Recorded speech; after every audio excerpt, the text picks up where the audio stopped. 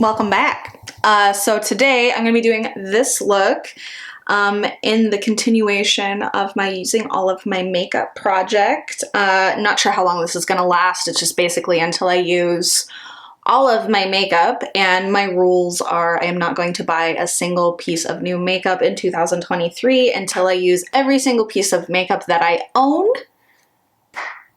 Today I did this look. I used a couple of products that I haven't used in a while, and I'm really happy that I did because I think my skin looks so good right now. And yeah, like look at that. I'm really obsessed with it. The eyes are very like glittery and pretty, super easy. My lashes are big and fluffy, and my lips are just, you know, neutral beige, neutral pink.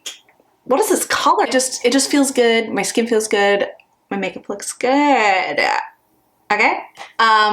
Yeah, so let's get into the look. And so I'm starting out with one of my favorite complexion combinations, which is the Nars Tinted Moisturizer and the Charlotte Tilbury Hollywood Flawless Filter. Hollywood Flawless Filter is on kind of like a project pan for me this year. I'm really hoping to finish this product this year because it is getting kind of old, and I do feel like it is, you know, less and less coming out on the little doe foot. And for reference, I'm using shade 2 and then Finland, which is light 1 in this. I have several shades in this particular moisturizer because I just love it so much. And since I do get pretty tan in the summertime,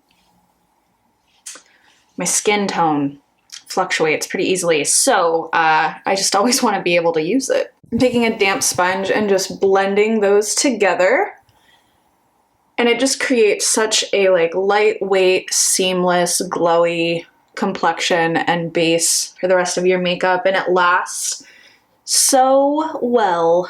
It lasts all day. It's just my favorite, and not that I'm like looking for replacements at all, but it's just nothing I've tried has topped the Nars Tinted Moisturizer.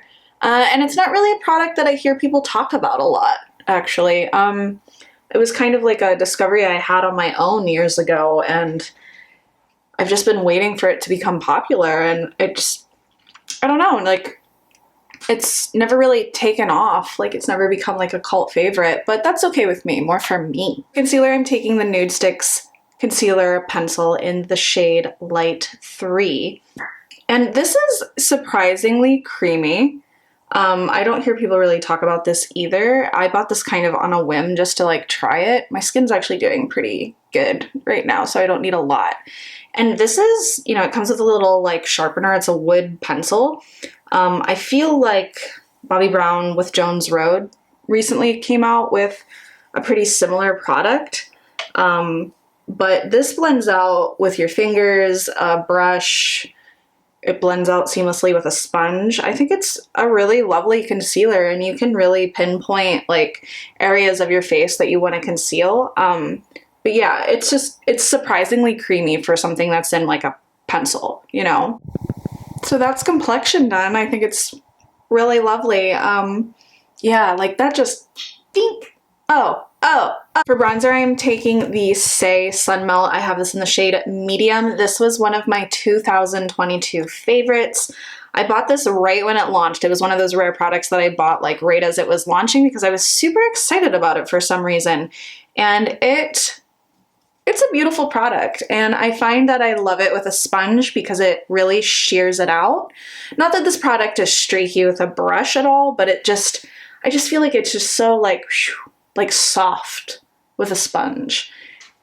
And it's buildable enough that like when I start to get significantly darker in the summer that I can build it up and it will match my skin tone. And when I'm pretty fair, like I am right now in the winter time, it doesn't look too dark for me. And it applied with a sponge kind of shears it out and diffuses it in a very lovely way. But it does go on your face very lovely with a brush as well. But I find that I like it with a sponge just a little bit more. Bony. Geeky. Say hi to the camera, my sweet chubby guy. It's got so much cat hair on me. Okay, anyway. Next I'm using an oldie but a goodie. This is the Glossier Cloudpaint in Dusk. And yeah, I also have this on my like kind of project pan to like try and use up as much as possible this year. Because this is also getting kind of old and I don't want to waste it. And I just think that it really holds up. Like I mean, cream blushes have come a long way since this has come out, but I do feel like, and that's just my opinion too, like I do feel like this is still like a lovely color, a lovely formula. It's very natural. And it just has held up, you know? And I don't really squeeze any, it's so liquidy, it kind of just like comes out on its own. And I just kind of dab it, like whatever's on like the little opening there. Because you can go a little overboard with this like pretty easily. But look how just seamlessly that shears out. Like it's so pretty. Like update on Bones. He does have cancer. He did have a really good, well, not a good surgery. He did have a very successful surgery. He's a month, or I would say, yeah, like a month and a half, like healing post-surgery. His fur is growing back. He's like, doesn't seem like he's in very much pain. He's eating. He has the zoomies. Like he's doing really good. So I think I have a lot of time with him. And yeah, I mean, it's like one of those things, like when it goes downhill, it goes downhill. But like, I am pretty optimistic and I think I have a lot of time with him. And, you know, he's 15. It's not like he's like a young cat, but I think he's like really healthy given the circumstances and like still like really happy. His like sweet personality is still very apparent. So as long as he's happy and healthy, I'm happy. So yeah, that's my update on Bones, and that's Cloudpaint. I could even probably do more. Let's just do it. Just put it a little bit higher. Oop.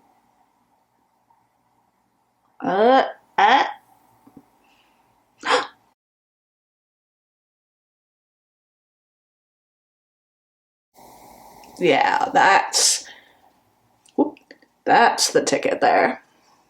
This is a really nice color to like drape with too. And you can just build and build and build until you get your desired saturation. I think I'm gonna put a little bit more on my nose here. There we go. Next is a product I haven't really used too much on my channel so much because I do find it kind of persnickety. Nudies Glow by Nudestix, and this is in the shade Bubbly Bebe, which I hate the name. I hate the way I hate saying it, Bubbly Bebe. I find that when you put it directly on your face, it lifts product up.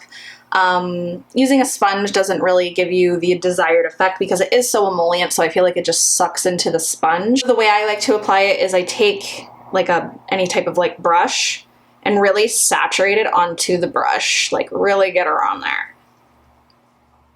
And then tap, like lightly tap.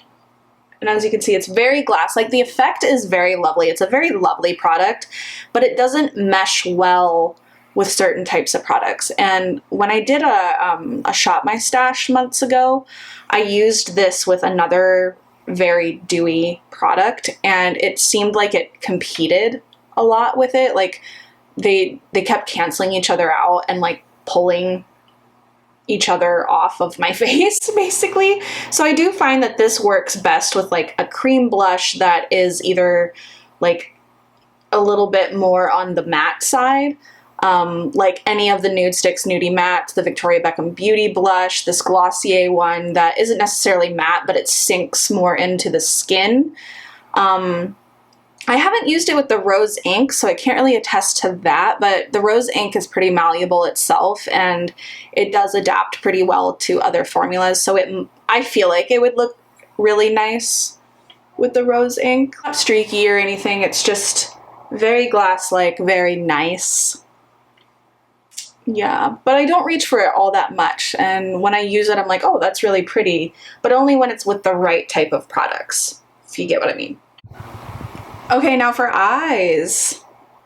I'm going to be using the Roen 75 degree palette, and I'm going to be taking the top, I'm going to be taking the top two here. I'm going to put this one on the lid and then kind of drape this one all over. This one actually is my like least used, and mostly because it's winter time and I tend to stay away from like kind of like warms during this time of year because I don't really, it doesn't really go with like things that I'm wearing all that much, and also just like, you know, seasonal colors. But bones, hey. Also like the newest quad in my collection, so it's just, there's like that as well. I just haven't used it as much as the other two that I own. So I figured I'd just take her out for a ride. I did this look before I started this project and it came out like really, really pretty. But yeah, it's a really pretty quad if you're into like warmer type of tones. There is like one, well, I guess there's two, like these two are kind of taupe leaning, but they are a little bit more on the like warmer bronzy taupe side, hence the 75 degree, it's the warm palette. It's very, very pretty, and it's like the OG formula too, like before the owner left the brand and they started coming out with different formulas in their quads. But yeah, it's super, super pretty. So that's just the first shade here. And I don't know, I think it's called Obviously, but anyway, it's the top right there. And then I'm going to take this like shimmery gold, which I do find pretty similar. It's a little more gold leaning, but it's very similar to the Disco Eye in effect, but it is significantly more gold. And I kind of like press and tug as I apply this because this can get pretty extreme pretty fast. But this just adds kind of like a golden glassy effect all over the like more warm taupey shade. That's the base.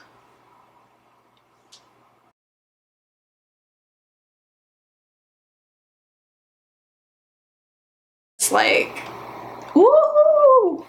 So pretty. I can't wait to like really like build this look up in the summer, like when you're just like wearing a tank top and you're super tan and you have like a bunch of bronzer on and like some lip gloss, and then you just have like this blown out like warm golden shimmery wet looking eye.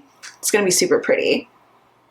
Yeah, man, I just love Roen shadows, and these crease, like that's, you know, a point of contention for a lot of people, but for me, I like the way it creases. It's just like personal preference, you know, like I like my makeup at the end of the day to look worn in and like kind of grungy, you know, like I love that like built up sooty eye kind of look where, you know, it's almost like, who does it really well? Like Sophia Loren, like that like Italian movie star where they like their eyeliner is just like in the cracks and they're wearing makeup, you know what I mean? Like there's no like question that you're wearing makeup, but at the same time it's like really lovely.